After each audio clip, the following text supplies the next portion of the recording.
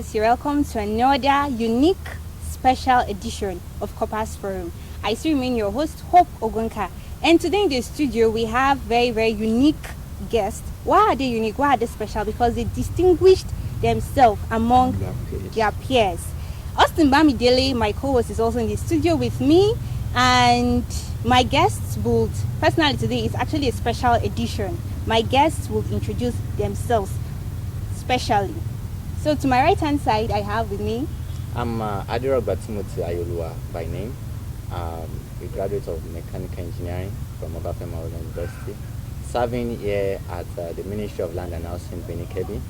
Personally, I'm a graphic designer, a web designer, a digital marketer, and I'm also into solar and inverter installations. Okay, you're welcome to the program, Timothy. Thank you and very much. To my left hand side, I have Godwin Justina. I am a visual presenter. I do a lot of things, so I'm a serial entrepreneur, and I am the founder of Justina. Okay, you're welcome to the program. We are happy to have you, Timothy and Tina, CEOs, to our program. Thank you. You're welcome. Thank you very much. On today's episode, we are aware that you guys have done marvelously well, like distinguished yourself among your peers. Yes. So, and generally in NYSC, it is called personal CDS. So, what is personal CDS to you, ladies? In your opinion. In your own opinion, what is personal CDS? Personal CDS is what you think you can contribute and do for the society or the community where you are. Like it is called personal community development service. That's the full meaning of CDS. So it's something no one tells you. You've seen it yourself. You've seen the problem yourself, and you will decide to take it upon yourself to do this to contribute positively to the growth and development of the society, of the community. Okay. Thank you very much, Gina. Over to you, Timothy. She said a big part of it, but just to add to it, personal CDS for me is a platform for core members to be able to showcase their creative skills, their leadership skills, their entrepreneurial skills, and their teamwork skills in being able to solve problems in their host community. Okay. So what inspired you to carry out your personal CDS? Okay. Actually, in Kebbi, I did two major CDS projects. The first one being an inter-school competition, and the second one being the portable vaccine cooler here present. What basically inspired me to solve this problem is because, for me personally, my personal mission statement for service is that service is service. Okay. And that is the ultimate thing that inspired me to carry out this. So the first one, I saw a problem in the education system, that there are many people who are dropouts, who are not in school and need to get in school. And those that are in school, they are not well motivated to keep in school. So what do? We intended to come up with a competition for schools. I invited about 24 schools for the competition. We did the first stage and the second stage, just to be able to inspire the students, make them see that education is key. And we presented gifts to them. The students were well elated and happy for such. They were encouraged that, wow, if I could have studied that, and I was given this, including those that were not even top positions, we gave them complimentary prizes. Okay. So they were inspired to study more, and that was actually the objective of the first one. Okay. All right. Over to you, Tina. Okay, the question please. What inspired you to carry out your personal programs? Okay, first, seeing some girls not being able to express themselves and not able to carry themselves the way they are and express who they really are. It's a very big challenge to me, and I don't like it. So when I came here, I saw some little things that needs fixing, like developing girls on self-esteem and talking to people on career talk. Some of the children in schools do not know how to choose. Make choices, they don't know how to. You see, some are in science school because their parents actually ask them to go to a science school. Some are in an arts they're actually where class. They're not supposed to be. They're not where they're supposed to be. So I took it upon myself to see that I talked to them about their careers. And then also the last program, the last CDS project, which is Justina Kebbi conference, the youths of the state, even talk with Joyce Kebbi. These are two different projects that I did. that brought the youth of the state together and were able to interact and talk about the challenges in the society, in the state, and how to handle them, and personal development basically. Then the last one about donation of a shelf to a school and donation of meal to my PPA. It was vital. I saw that it was needed before you go on air or something. You need to look at yourself and access yourself. So it was needed. And also the bookshelf. I don't like the way I saw books in classes on the floor. I saw book got to a library and books were on the floor. So it inspired me to because I don't like humanity. I don't like seeing things and what is not supposed to be. Things are supposed to be in order. So that's my inspiration. Okay, it's actually very powerful. That's a very strong one there. So Timothy, over to you. We would like you to explain this box. We really want to know what it's used for and what inspired you to come up with this beautiful innovation. All right, thank you very much. This is a portable basin cooler made, designed, built, and fabricated here in Kebbi during the course of my service here. The whole journey began February 2019 when I was given an assignment by my group community development service, as the editorial CDS. I was assigned to cover the Earth News bit during the immunization week. So I went along to see what's going on, what are the programs being held, and I met different people, I met different encounters. I saw the need for immunization, how vital it is for young children especially to be immunized very early. And I saw that there was a limitation to how the National Program of Immunization, which was inaugurated in 1995, the extent, they've gone far, but however, they had some challenges to be able to meet up with their coverage.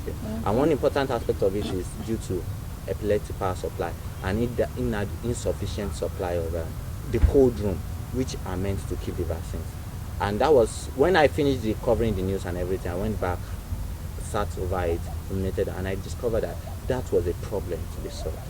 And from my background, I was a graduate of mechanical engineering. I had my option in energy technology, and I had some series of years of experience in what we call HVAC, heating, ventilation, and air conditioning.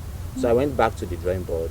I started researching, I started drawing, I started designing different machine models that I can use to solve it before I finally got to this design. This is a novel design, this is an invention on its own, which I'm already working on the patent, and it's more like a mini fridge, and it uses solar, which means that it's without light, it's working. And even if the sun goes down, it has a backup on its own, which without sunlight for 8 hours, it still keeps running. And that is actually the summary. And not only the fact that it's a vascular, it's also very portable, very light.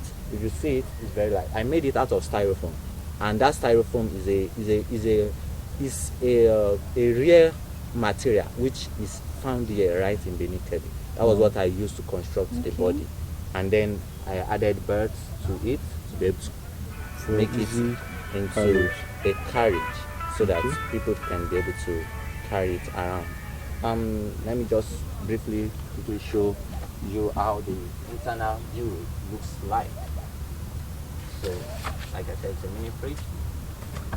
So inside here is the vaccine cooler, and if I bring it out, you can see these are some vaccines here present. So the vaccines are kept at extreme cold temperature, so that if you bring it out, they would still be able to maintain. Can we have a feel of the temperature? You can have a feel.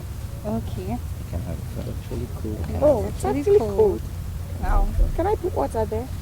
That's actually very beautiful. Thank you it's very really, much. really innovative and creative project of you. But I believe that there are actually challenges in carrying out both the inter-school competition and this actually a huge project. So what are those challenges you faced in the course of carrying out these activities? Wow, a lot of challenges. I think one critical aspect of it was the fact of sourcing for materials. Actually, I've constructed this project with, of course, a lot of budget, but considering the amounts I could source for, I had to bend down a lot of things. I had to go the extra mile to go to scrap centers, to go to dump areas where they dumped old electronic chips, all those plastic materials and all those. I went to those mines searching for materials in order to be able to get them and then bring them together. And I bought just some few stuff and then assembled. It cost me a lot of sleepless nights, cost me a lot of days and nights of research, and it cost me a lot of self-discipline and commitment actually. And one other challenge I found was sourcing for fund.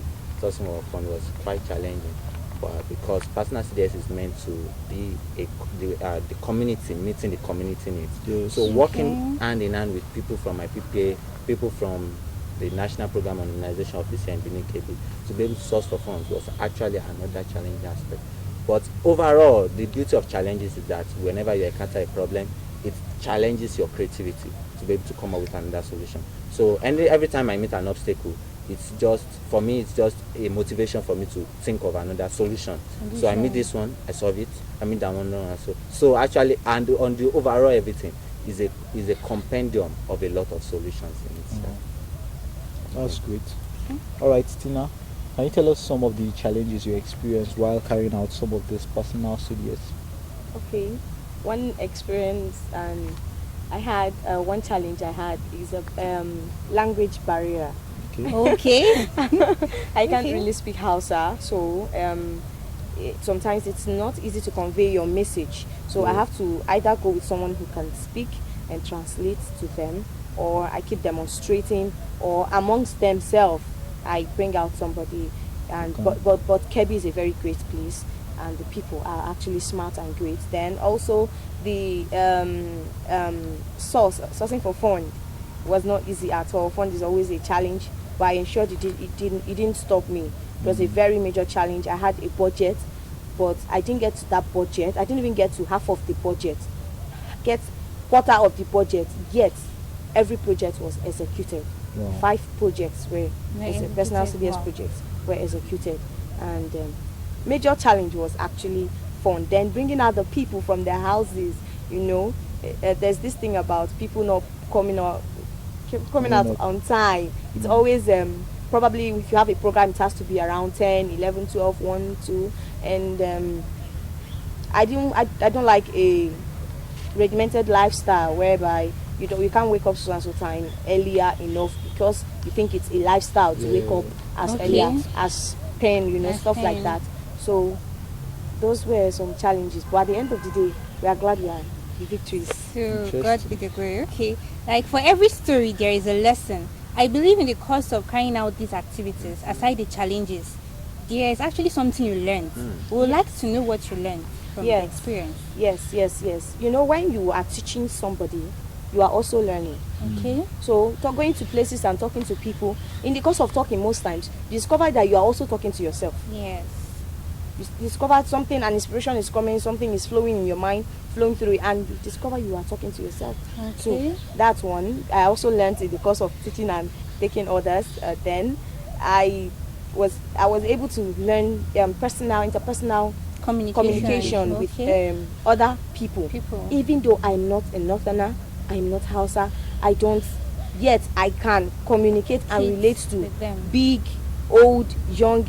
I can look at anybody and tell you face to face, look into your eyes and talk to you. So it helped boost that. I've actually been a bold lady and a confident lady, but there is a boost it gave it. Coming to another place, coming to another place where you've not been before, and you look into the eyes of the people and talk. It's a very great one for me. Then I also learned how to be more. I became more creative, and also how to manage what I have that time. Then teamwork. I learned a lot of teamwork. Working with, so I had some workforce here that worked with me, especially for Justina Kebbi conference. Those guys were great. So I learned to communicate, and I've been a one-man squad person, so I can do my things, and plus you minus I can do my thing. But right now, I can confidently thank God that I can work with people better now. So your lesson. I've been having we are hearing you speak of the success, the this, the that. So you've not told us that you learned how to speak Hausa, because we want to know. Yes, I learned how to speak. And you have to tell us what you learned and what it means. We would like to know. Okay, I learned how to speak Hausa. I learned Inauni. Okay. Good afternoon or good Okay. evening. Okay. Inakwana, good morning. Lafia, Lafia Lao. You know, Natasha Lafia. Ah, God. Hey, which other one? I learned how. Don't worry. I learned Thank you very Nara much. Hamsi. Thank you very much. That's actually beautiful. It's beautiful. So Timothy, so what are your, aside the challenges now, what did you learn from? Okay. Scanning through the 12 months of my service here, I can actually pick 3 lessons. Okay. Number 1 is that necessity is the mother of invention. Okay. Yeah. Every time I met a challenge, it tasked me to come up with a solution. And all those solutions in themselves are ingenuine, they are inventions on their own. Okay. So I realized that when you come across challenges, they are not meant to put you down. They are only meant to challenge the creativity in you. The second lesson I learned is the fact that excuses are of no use. There are 1001 reasons I could have given for me not to have executed it. Are you talking of commitment? I was multitasked throughout my service here. Are you talking of finances? Finances were a lot of challenges. Are you talking of resources? All those things, encouragement? There were a lot of challenges. But I realized that excuses are of no use. As long as I have my target, as long as I have my goal, I have nobody to give an excuse why I didn't get to that goal. So I have to put all I can to be able to achieve it. And the number 3 I learned is the fact that why be joy seekers when we can be job creators? Yeah, that was the last lesson I learned. You know, through my service here, I've been thinking what's next after service. But this project here had made me see that there's a lot of jobs to be created for people out there.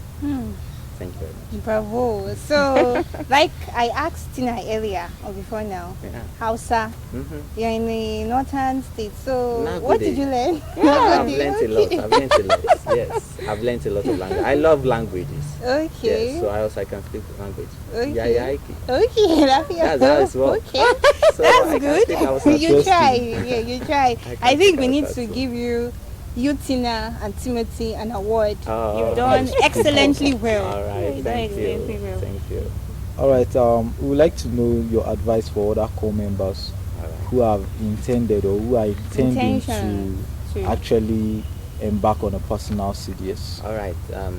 Well, the basic line I can use for my advice would be the mission statement I coined, because I was inspired by the Holy Spirit to, that was like 2 months before I even came for service, and that is service is service. Which means there's no excuse for you to give service. Like service is a time for you to play. No. Service is a time for you to flex. No. Service is a time for you to be a busybody. No. Service is service. If you call it service, it means selfless service. It means you have to a lot of things to sacrifice. So service is service. All right. Over to you, Tina. Okay, like Sophie just said, service is service. Service. And when I was coming to Kebbi State, I was thinking, or service, everybody, thinking, I've always been a workaholic, but help. There is something about you bringing out your mind to do something willingly. Like you said, service is service. Do not expect anything in return. And just like that, God can bless you, something can happen. Just give, if you are a core member, you are serving, give in your best to it. At every juncture in your life, make sure you benefit, you get something, you add something to the world. It's not about what people give you or what you get that matters. That's not it. Because when we leave this world, what actually, what will matter, and what people will used to remember us is what we have kept. The footprints that we've left behind. It's not what they have given to us that they will remember. Okay, so you just keep being a trailblazer. That's it. Okay, so Timothy and Tina have actually told us today that don't wait for opportunity, create it. There are opportunities everywhere, you just have to look. Timothy has invented something. I'm very sure there are young persons that want to do the same thing, but they are just looking for a role model. Timothy is here. I think he's a perfect role model. And if you have passion for particular people you want to follow, Tina is also here. You can look for her anywhere. She's capable, and make your life a masterpiece. Imagine no limitations on what you can be, have, or do. That quote is by Brian Tracy. We're actually happy that you honored our invitation. You guys are welcome. Yes, it's been nice having you today. Thank you so much. So what are your few words? What do you want to tell them? Like, what's your bye sign? You're signing out. Okay. Thank you, Kebbi State. I want you to say it in Hausa. Yes. Nagode, Kebbi State. Kai, nagode sanu. Sanu. Alright, I would say thank you. It's been a wonderful service here. Yeah. It's been a wonderful experience. And thank you to all my friends and team that were part of the story. All right, it has been nice having these exceptional core members who have decided to lay a footprint here in Kebbi for others to follow. Just like they've said, service is service. It's up to me, it's up to you, it's up to every one of us to actually make good use of our service here. No other thing. Right now, we'll be closing the curtain on today's episode of your favorite and educative program, Corpus Forum. Until next time, same place, same station. Join us and enjoy your day. Bye-bye.